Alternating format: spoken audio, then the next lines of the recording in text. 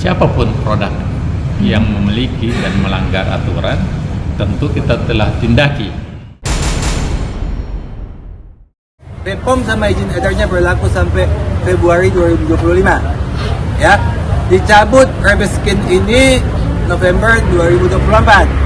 Produk Reza Gladys yang nggak ada mereknya tiba-tiba dimasukin, ada 44, bayangin 44 ini donaturnya siapa sih? 44 ini nge-review itu.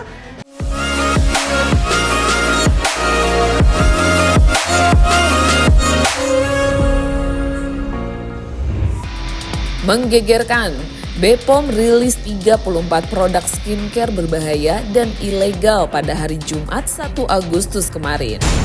Yang tak kalah mengebohkan, produk milik Reza Gladys dan Sheila Saukia ternyata turut masuk dalam daftar hitam tersebut. BPOM juga menyebut ada 16 produk yang dianggap melanggar aturan karena menggunakan jarum suntik. Salah satunya diduga milik Reza Gladys. Kepala BPOM Taruna Ikrar menegaskan bahwa pihaknya telah mengambil tindakan tegas terhadap produk ilegal termasuk Gladivisia Glowing Booster Cell yang diduga milik Reza. Produk itu dinyatakan melanggar aturan dan ditarik dari peredaran sejak November 2024. Lalu bagaimana dengan klinik tempat produk tersebut diedarkan? Dan seperti apa tanggapan Reza Gladys mengenai situasi ini?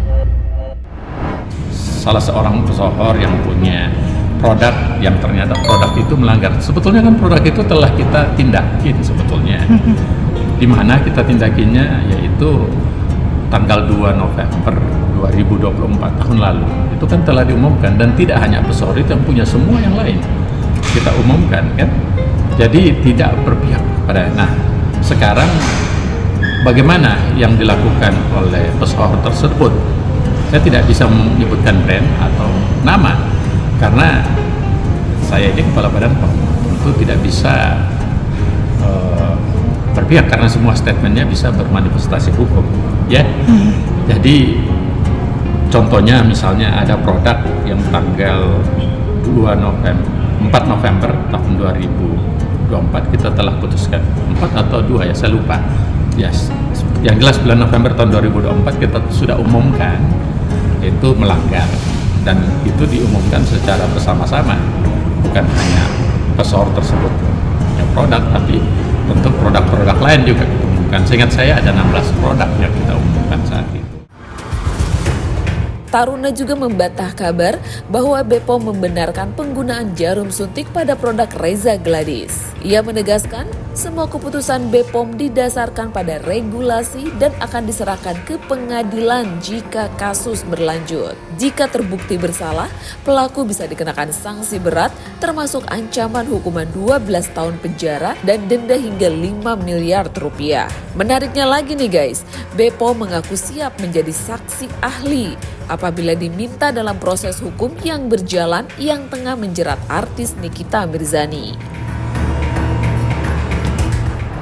Tindakan administrasi dan telah kita jalankan sesuai dengan aturan yang kami miliki.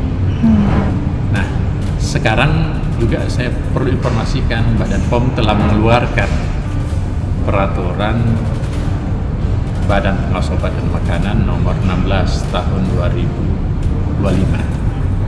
Nah, peraturan ini secara guidance telah menetapkan aturan, tata cara, model, dan sejauh mana sebuah produk bisa direview, ya kan?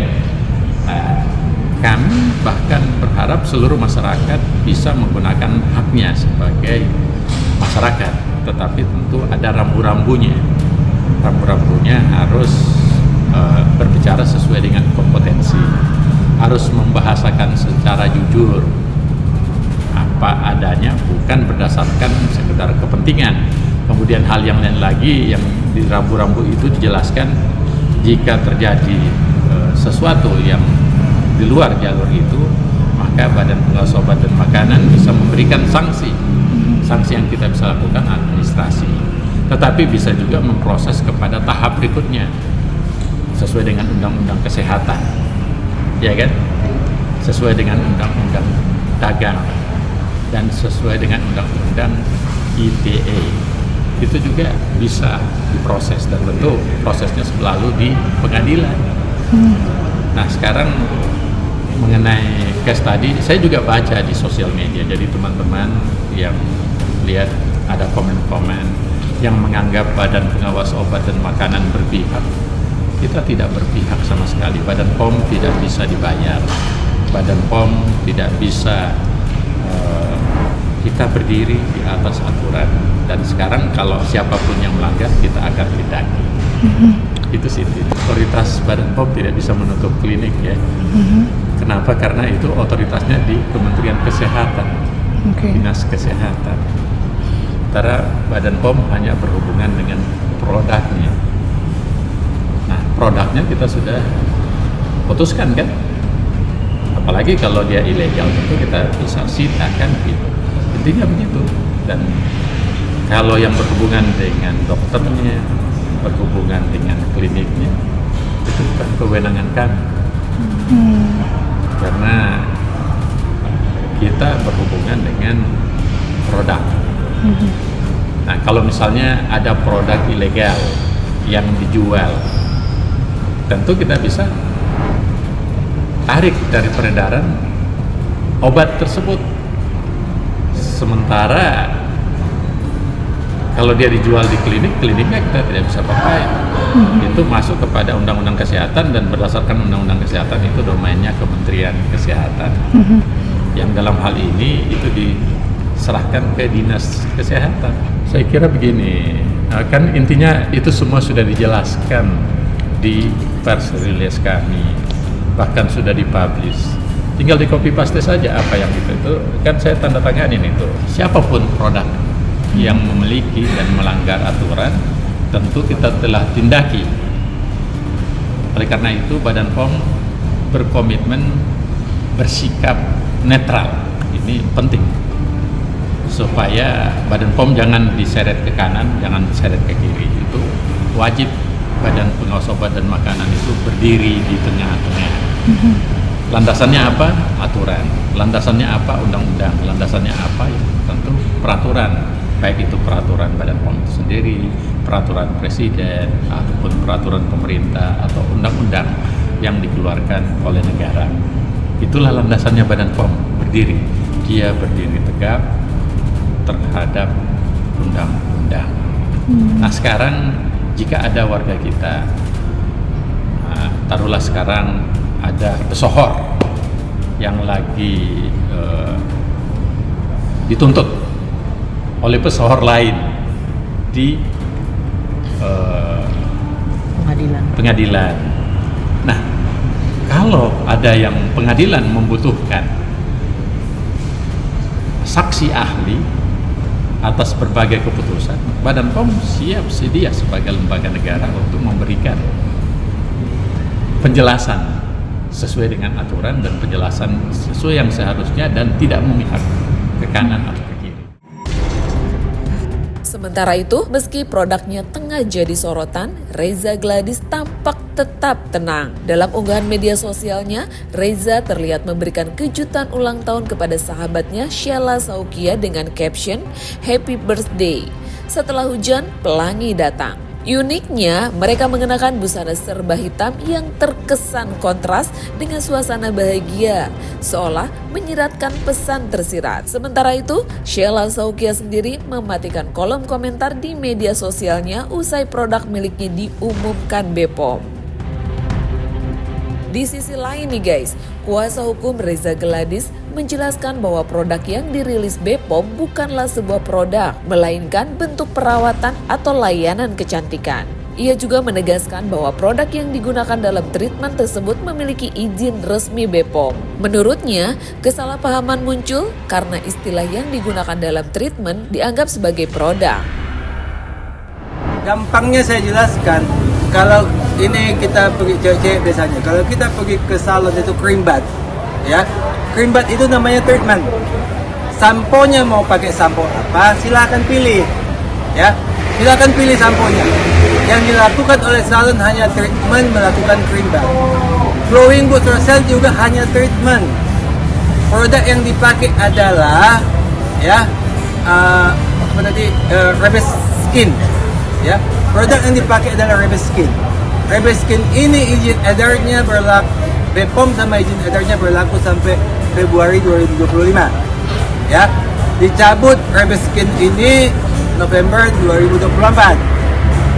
Ya, Dr. Reja melakukan glowing booster cell menggunakan Rebeskin ini terakhir Mei 2024.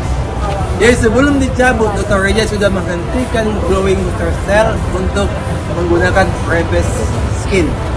Ya, karena kurang banyak peminatnya. Bukan karena BPOM, kurang banyak peminatnya. Ya, jadi treatment ini tidak pernah ada BPOM-nya. Sama dengan tadi yang melakukan cream bath juga tidak ada BPOM-nya. Yang ada BPOM-nya adalah produk. Rebeskin-nya ada BPOM-nya, ada izin edarnya, berlaku sampai Februari 2025. Ya, jadi kalau dibilang glowing booster cell tidak ada BPOM-nya, pasti tidak ada. Itu bukan produk, itu adalah treatment. Makanya kemarin Dr. Reja mengatakan treatment, kitanya nggak bingung. Apa treatment? Jangan ngerti treatment. Treatment itu seperti itu, ya. Kalau kita cream bath itu treatment, sampo-nya terserah pakai apa. Jadi terkait yang hari ini katanya ada rilis dari BPOM, itu nggak ada urusannya, nggak ada kaitannya sama tuduhan pemerasan. Aku tuh udah pengen ngomong kasar, tapi kan nggak boleh ya. Tuduhan pemerasan dan TPPU nggak ada urusannya ya. Produk-produk Glavita tadi aku udah rekam bagaimana itu sindikat memasukkan produk Reza Gladys yang nggak ada mereknya tiba-tiba dimasukin. Ada 44, bayangin 44 ini donaturnya siapa sih? 44 ini nge-review itu banyak loh duitnya. Ya sudahlah, tobatlah kalian ya, tobat ya. Pokoknya kita tetap fokus bahwa kasus ini adalah bukan tentang produk, bukan tentang penggiringan opini. Kasus inilah adalah kasus tentang pemerasan dan TPPU. Udah waktunya pulang, jangan marah. Sementara Fitri Salhuteru, sahabat Reza Gladys, menilai bahwa rilis BPOM tidak ada kaitannya dengan kasus Nikita Mirzani yang tengah bergulir. Menariknya nih guys, temuan BPOM kali ini justru menguatkan pernyataan Nikita Mirzani beberapa waktu lalu. Sebelum ditahan, Nikita pernah mengungkap awal mula konfliknya dengan Reza Gladys yang disebut khawatir karena produknya dijual bebas secara online meski menggunakan jarum suntik. Hal itulah yang memicu Reza melaporkan Nikita dengan tuduhan pemerasan dan TPPU. Lantas, jika pernyataan Nikita Mirzani terkait kosmetik berbahaya terbukti sebagai fakta, mungkinkah hal ini dapat membatalkan perkara hukum yang kini membelit sang artis?